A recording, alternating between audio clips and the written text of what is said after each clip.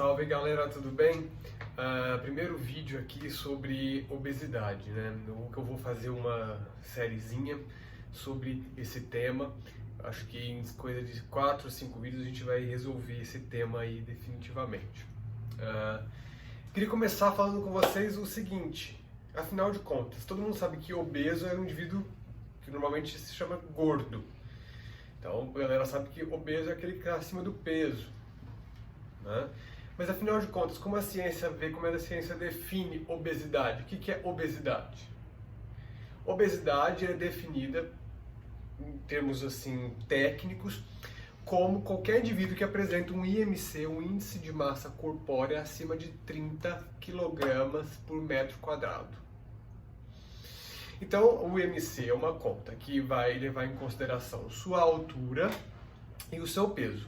Então, a relação da sua altura com o teu peso vai determinar se você é um indivíduo obeso, se você é um indivíduo com sobrepeso, coisas do gênero. Beleza? Outra definição de obesidade que a gente tem, porque na verdade esse IMC, o índice de massa corpórea, ele é uma ferramenta diagnóstica, para a gente saber quando a pessoa é obesa ou não. Qual é a definição fisiológica de obesidade? Acúmulo excessivo de tecido adiposo. Acúmulo de gordura, tecido adiposo aumentado. Como que a gente mede isso? Existem várias técnicas. Existe a técnica do adipômetro, que você, diante das penegas cutâneas, você consegue ver o percentual de gordura. Existe as biopedâncias, os ultrassons da vida aí que vão medir tudo isso. O IMC, portanto, não é uma coisa muito segura. Por quê?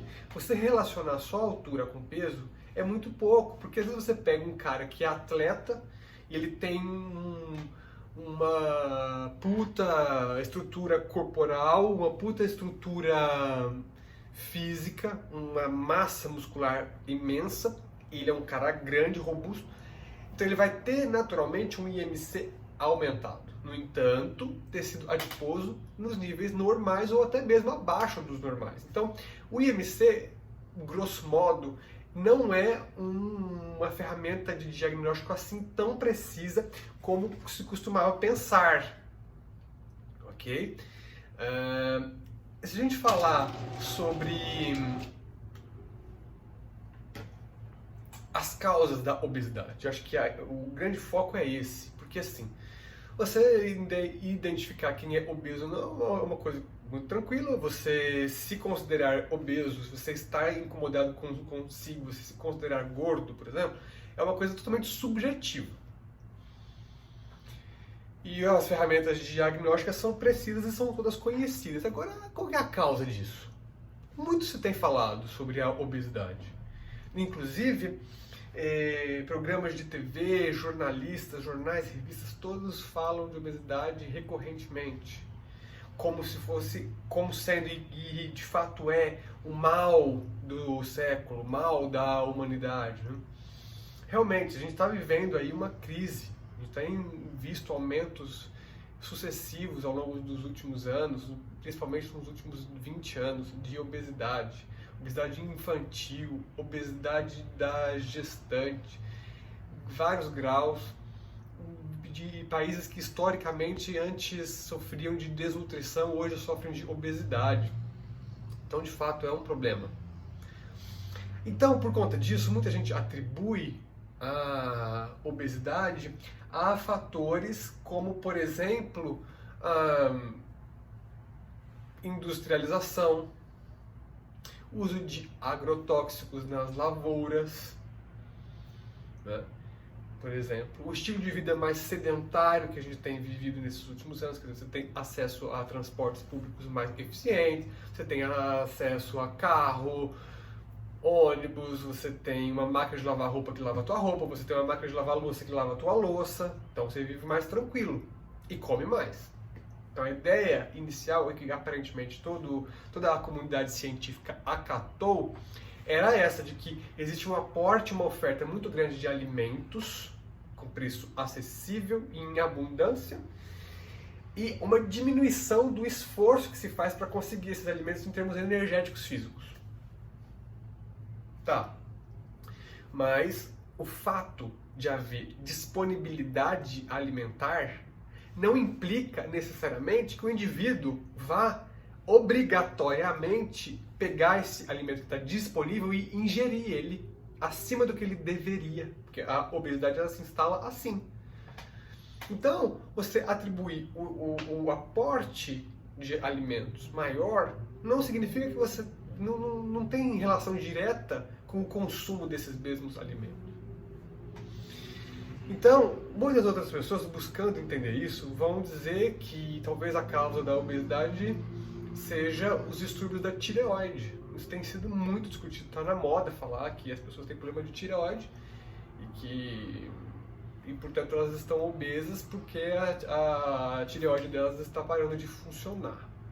Por motivos inúmeros aí, tá? Tem gente que vai dizer que é a falta de consumo de iodo, uns vão dizer que é a falta de consumo de selênio na dieta, uns vão falar que o sistema industrial de produção cheio de agrotóxicos tem acabado com o nosso organismo, provocando doenças autoimunes que atacam a nossa tireoide e destroem ela. Uns vão dizer que a poluição do ar também influencia tudo isso, a qualidade da água. Beleza. Outra coisa que se fala muito quando a gente fala de obesidade também, além da tireoide e da mudança de hábitos, é mais relacionado à parte psíquica. São dois aspectos muito fortes aí, que é a depressão e o estresse. Então diz que o número de casos de depressão no nosso mundo ocidental contemporâneo tem aumentado. Isso é fato. Mesmo porque, primeiro, existe um diagnóstico mais apropriado desse tipo de distúrbio psicológico e existe uma estrutura de vida, uma estrutura social, uma estrutura de trabalho que propicia, que leva a essa depressão. Então, eles vão dizer que a depressão é um gatilho, é uma causa da obesidade. O estresse vem junto de tudo isso. Então, por conta dessas mesmas coisas que eu acabei de falar, as pessoas estão ficando mais estressadas. E para compensar o estresse, para compensar essa falta de estímulos, de prazer, de estímulos de recompensa, ela vai na comida e busca a dopamina, a serotonina, a endorfina no ato de comer. Beleza. Então, diante de tudo isso, a ciência moderna ela vai nos trazer o fato de que a obesidade é uma patologia de etiologia multifatorial, ou seja, a causa dela é multifatorial. Além disso, eles vão incluir aí, por exemplo, a cultura, o meio socioambiental, a maneira como então os indivíduos dentro de um grupo social enxergam o seu corpo. Porque, por exemplo, algumas tribos na África ou na Polinésia, eles vão entender que o corpo obeso, o corpo muito acima do peso, na verdade é muito bonito. Então, muitas vezes, algumas princesas, algumas mulheres ali daquela tribo, elas comem compulsivamente, com o objetivo de ficarem gordas e aí, portanto, ficarem bonitas. Então, você poderia dizer que a obesidade naquela tribo tem uma causa cultural. Então, eles vão dizer que pode ser, e é claro que sim. Sociocultural, por quê? Por um momento, uma renda maior, uma disponibilidade maior de dinheiro poderia significar condições melhores de se consumir comida em quantidade. E muitas vezes, no começo dos anos 90, fim dos anos 80, começo dos anos 90, aqui na América Latina, principalmente, consumir industrializado era sinônimo de poder aquisitivo alto, porque os industrializados naquela época eram mais caros que os orgânicos, que os naturais. Então, associou-se naquele tempo de fim de anos 80, 90, todo, início dos 2000, a obesidade às classes um pouco mais elevadas, principalmente em países em desenvolvimento. Hoje o cenário inverteu. Hoje você tem uma sociedade que busca mais os alimentos mais naturais, mais orgânicos, mais saudáveis. Então, a indústria, percebendo isso, elevou os preços dos produtos bons para a saúde. E é claro que os alimentos básicos que também são bons para a saúde continuam com os preços relativamente estáveis. Significando que, conforme você tem disponibilidade financeira para comprar um determinado alimento funcional, aquele tempero, aquela alga, aquele ovo orgânico da galinha criada solta, você tem um acesso a uma nutrição melhor. Então, você tem aí o fator sociocultural. Mas no caso aqui do Eating with Doug, que é um canal mais voltado para nutrição, para esportes, para bem-estar, a gente não pode ficar entrando nessas questões de cultura, de política, de leis que proíbem ou permitem determinados alimentos. Isso não vem ao caso e eu não tenho nem qualificação para falar sobre essas coisas. Então a gente vai discutir nesses próximos vídeos basicamente sobre as questões fisiológicas da obesidade e mesmo as questões psicológicas, que têm sempre o fundo fisiológico. São então o hipotireoidismo, o estresse, a depressão e a questão genética. Essa a gente esqueceu de falar. A questão genética é uma coisa que está muito em voga também. Disse que filhos, por exemplo, de pessoas obesas têm mais probabilidade de serem obesas. Também entra a questão do ambiente aí. Vão também dizer que muitas pessoas têm pequenos polimorfismos genéticos que pioram o metabolismo de determinados macronutrientes. Tem gente que metaboliza pior, que metaboliza pior os lipídios, os carboidratos. Então esse indivíduo ele teria uma propensão maior a ficar obeso por conta de uma deficiência genética. Vamos investigar isso também. E por fim, uma vez que a gente tiver delineado quase que 100% a causa direta da obesidade, a gente vai tentar discutir quais as maneiras de tratar a obesidade no que se refere à dietoterapia, a dieta. Ok? Então, a gente vai fazer uma análise das dietas. Low carb, paleo, vegana, ovo-lacto-vegetariana. A gente vai fazer a análise do jejum intermitente.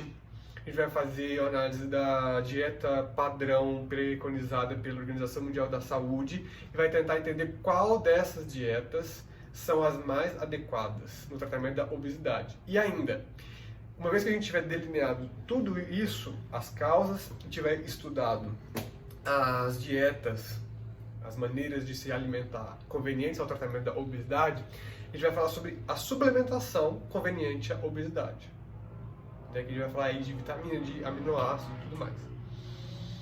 Não é aqui uma série de vídeos de trabalhos científicos que busca esgotar o tema da obesidade, não é isso. Mas é aqui uma busca profissional individual para tentar delinear uma forma de dieta, uma forma de trabalhar com esse tipo de patologia de público. E eu quero compartilhar com vocês para ter o feedback, ver o que vocês acham, porque eu acho que é sempre válido a gente colocar as nossas ideias no fórum de discussão e também para poder compartilhar os meus achados aí com vocês, beleza? Eu peço para vocês que façam comentários com alguma dúvida, com dúvidas, com sugestões.